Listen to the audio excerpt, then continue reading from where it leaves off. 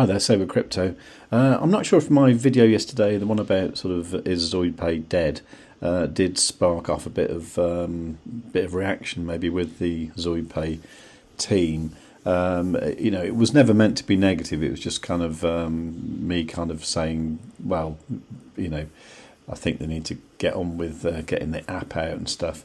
Now, I'll go over the message in a moment, but first of all, I'll just show you this video that Mihai Popescu posted today. This is like a preview of the app, so we can see what's happening. So it starts off, you enter. Let's have a quick look here. Okay, so this looks here like, okay, you've got an account, cards, crypto, NFTs. It looks in a way a little bit like Xportal, I suppose, and it's got the, a bit of news there. Okay, so what next? Okay, so it's going to have a referral program. You can limit transactions, earn passively on staking from, it says from 10% a year. That sounds quite good, doesn't it? Okay, and it says cashback balance, so that implies there will be some sort of cashback. That's good. Looks like you can set it in dark mode, have avatars, maybe, you can change usernames, that's good. Personal data goes in there. Invite friends. It looks a little bit like Xportal, doesn't it? Transaction limit authentication. Okay. It's got a dark and light mode. Biometric thing to get in. That's good. English, Greek and Romanian seem to be the languages. Right. So currencies. Fiat is US dollars, euros, Romanian lei, is it? I was really hoping to see UK pounds there, but I guess that's not going to happen just yet. Okay, all right. Then crypto seems to have eGold at the top. You think it would have ZoidPay, wouldn't you? And you can see transaction history.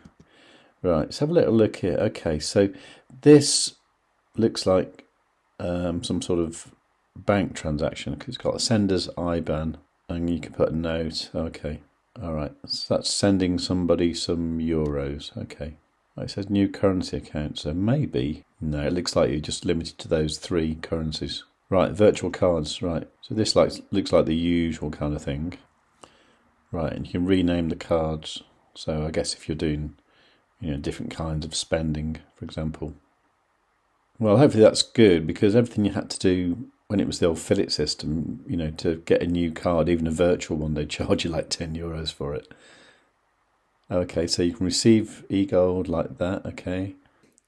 Yeah, so here it looks like you can generate a QR code to receive, say, eGold or various other tokens. That's good. It'd be interesting to see if you can do this in a more kind of business type way, like what you used to be able to with UTK. But I guess we'll see. But that's cool how that QR code can contain that information, like the message and everything. Okay, that's creating a new wallet on different chains. That's interesting. It's also going to keep the Tomo chain people happy as well. So that's talking about a multi-chain wallet. So they seem to be using this MVX for Multiverse X. I mean, do they mean eGold by that or something else? Okay, I guess we'll find out about that. Okay, so that looks like that's the app anyway. So let's have a look at the message that Mihai sent. Okay, so he said, "Hi Zoidsters, we promised transparency, so here I am with an update regarding the super app testing planned for this week.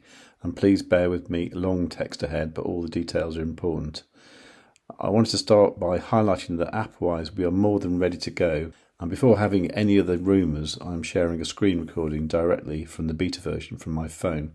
Guys, the app is not a promise or a roadmap checkpoint, it's a fact."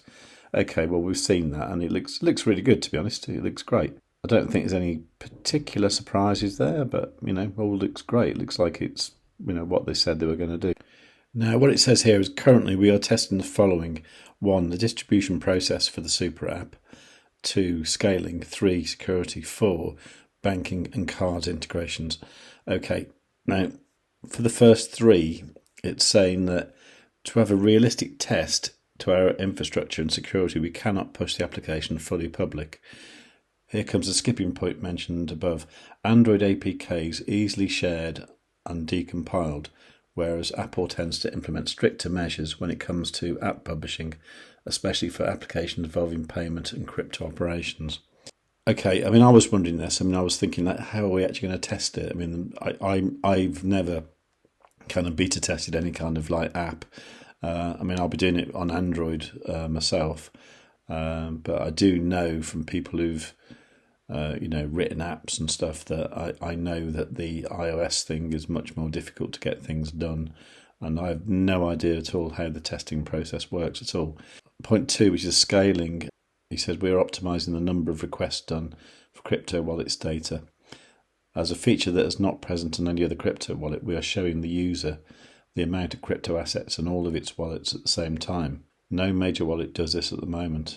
That's quite cool, actually. Our stress testing showed that we need to scale up our in-house blockchain explorers. That is understandable. Point 4, banking cards integration. Point 4 is limited by the sandbox environment as at the moment. One example is that the only testing method of cards is with actual real ones. There is no support for demo debit cards in the banking system, so we cannot push it to the public at the moment. Please be assured that we are working on getting this sorted out as soon as possible, and that it's just a matter of days. We understand your frustration, as we are also sharing the same feelings seeing the context, but trust me, we are getting there, and we are getting there soon.